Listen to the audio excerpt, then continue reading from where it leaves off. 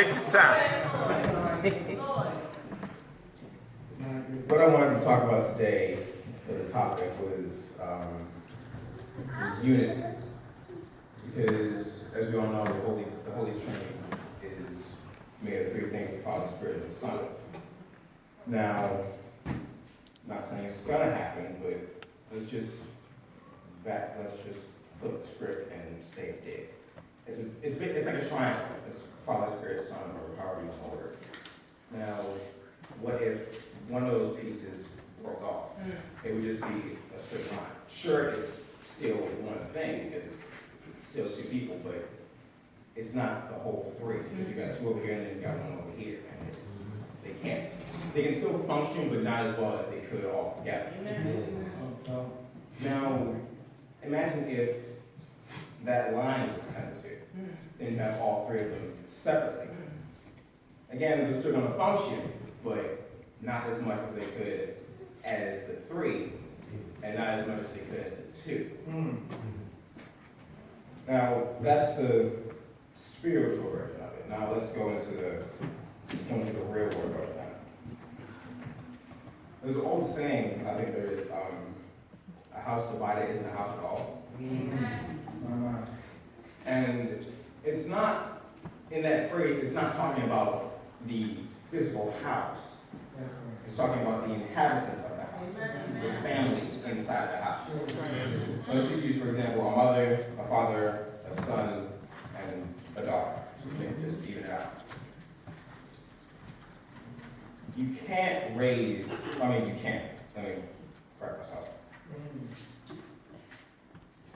The children, the son and the daughter, they need a good example from their parents. Because without the example from the parents, the children have no role models to look up to. And they have to go out and search for those role models. Now, they don't have to do that, because if they go out and search for role models, then they're going to find the wrong ones. They're going to find the wrong role models, when just in fact they have two perfect role models sitting right in front of them. And see, you can't just forget about the children. It's like you can't just go off and let them do whatever you want just because you gotta go downstairs and watch a burn notice or Grey's Anatomy or whatever's going on.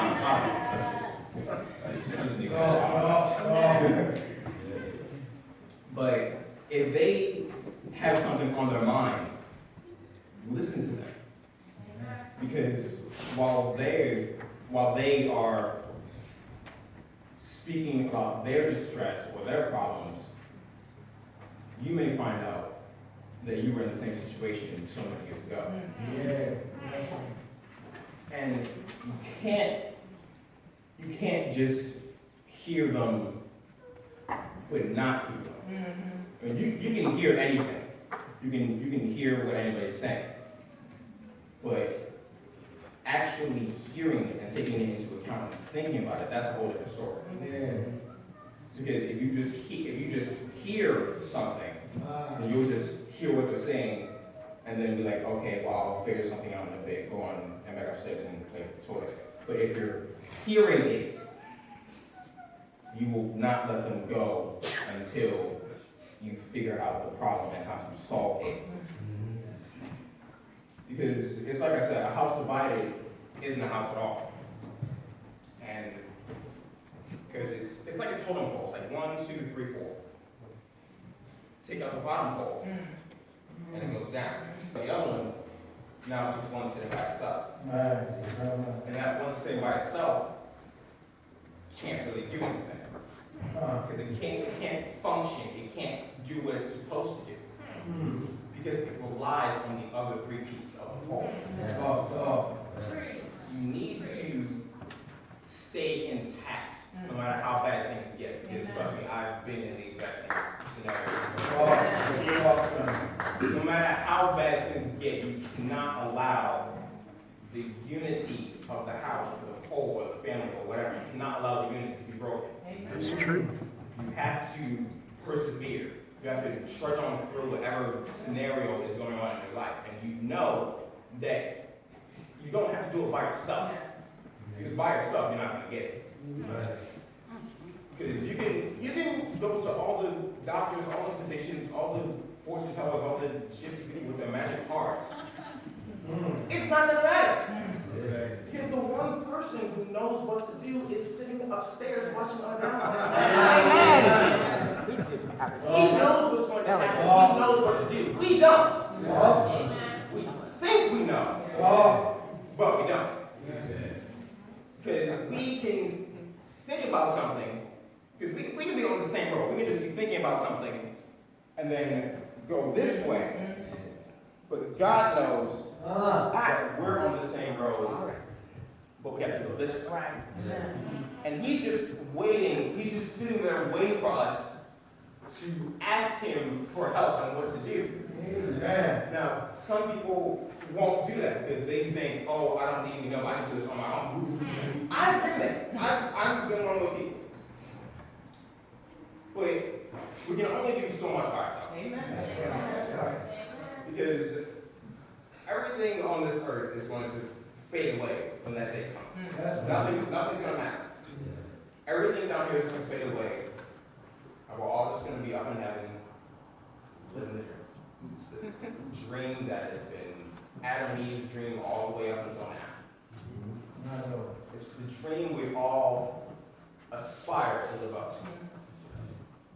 We all try to be the very best that we can be. But our best may seem like the best. But no matter how hard we try to use our best, it's always not going to be enough because we're never perfect. We can't be perfect even if we try. That's right. But in God's eyes,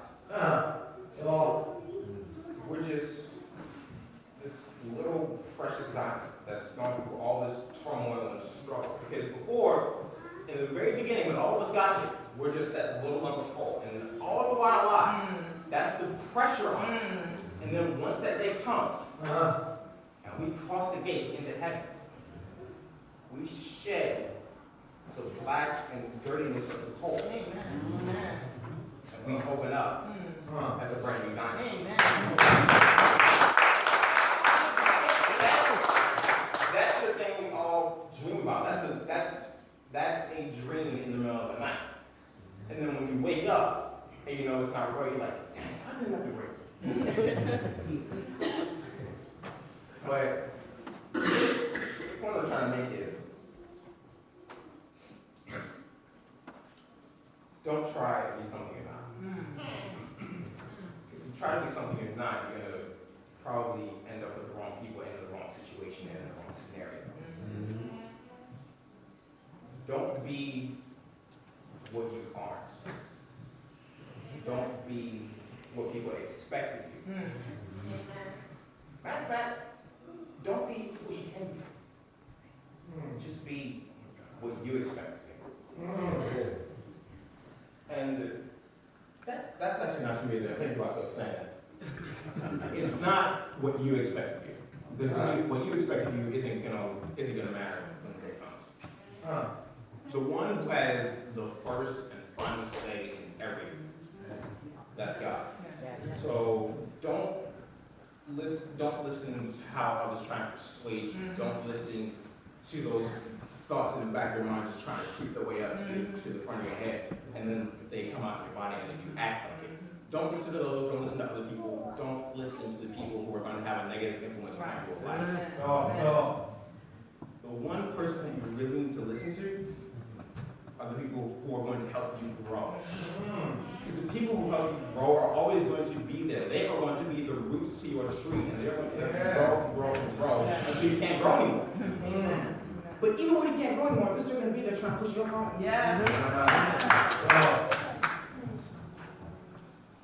And we're all just, and speaking of trees, we're all just a tree in the mighty garden of God. And he's the, what is that, the garden keeper? I think it is. I can't remember the word, but he's the garden keeper of the garden.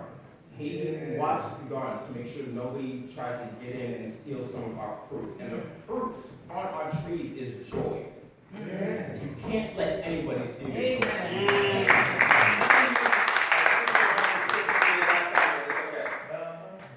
can't let anybody steal your joy, because if you do, you're just gonna be a sad sack of nothing your time. So you need to keep your joy no matter what happens. No matter how bad it may seem, you always need to keep a smile on your face. And trust me, I know it's easier than it sounds. No, it sounds easier than it is. That's right. It sounds easier than it is. That's right. But you always have people who want to see you grow, who want to help you. And if this is a really big if they aren't enough, if they're just like a little drop in the glass, God is still able to fill up that glass with so many more people in Yes. Because right now you may just have like a little circle of friends that you think are your best friends. We're all in this circle, we're gonna be together forever, we're gonna be BFFs. But then once you start realizing the circle is smaller, smaller, smaller and smaller, until you're left by yourself. And you just think, what happened? Was it me? Did I do something wrong? Do they not like me? That last one may be true. But I highly doubt it. They just don't see what type of person you are on the inside. They're just too busy looking on the outside. But God sees what we are on the inside. And when we're left alone, we're that last drop of water in that tall glass. He's still able to grab the pitcher of friendship and just pour it into the glass. Fill our lives with so many new people. New people who, dare I say, are going to stick with you until you get put in the grave. So, don't break away. Don't break away from the unity that God has established for all of us. Yes. Because if you do, you're just going to be left alone, wandering in the dark, wondering where to go. And there's like so many scary things in the dark that you don't even know what's in there because you can't see. But if that does happen, all you have to do is just say, Lord, I need you. And he will appear in this great big ball of flashing light that just cast away all the darkness, all the troubles, all the fears, all the tribulations that are in your life. And he will walk with you on the path to heaven. So, don't let it slip away. Don't. Because if it does, then we're all going to be in trouble. But in trouble, he will find us. It's like an impossible game of hide and seek, where the hiders can never win. Because we can try and hide in so many places. We can hide in a building, we can hide in Rome, we can hide in Italy, we can hide in Greece, we can hide anywhere. But he's always gonna be right where we are. You can't outrun him. You can't beat him. You can't defeat him. And you can't trick him. The only thing you can do is join.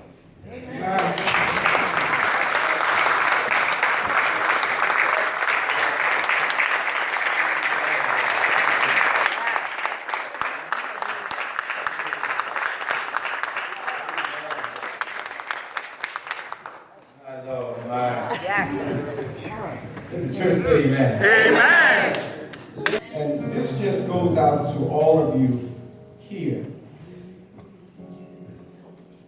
With God, our lives are meaningless. But with God, we can do all things. Amen. Amen. And then to sit here and listen to Alex sing on this side, and this young rapper. Tell me your first name again. Jeremiah. Let me make sure I got it right. Listening to Jeremiah rapping for Jesus. Amen. Now, I know most of you in here that are my age, not accustomed to rapping. But it's the thing of the 21st century, where that's the language that they speak. Amen? Amen. And we must prepare ourselves to get on board. They don't speak the language near my God to be like we do. They speak a different language. But it's all for Jesus. Amen? Amen. And Roscoe, Apostle Paul said, I have become all things to all men, that I might win them to Christ. Amen? Amen. But I want to share with you, or say to Elderslie in closing, the gifts that God has placed in this church. Only thing that is needed is to be cultivated. Hear me out, y'all. You already have the gifts. Those gifts must be cultivated. Amen. In other words, let me make it plain. Those gifts must be used.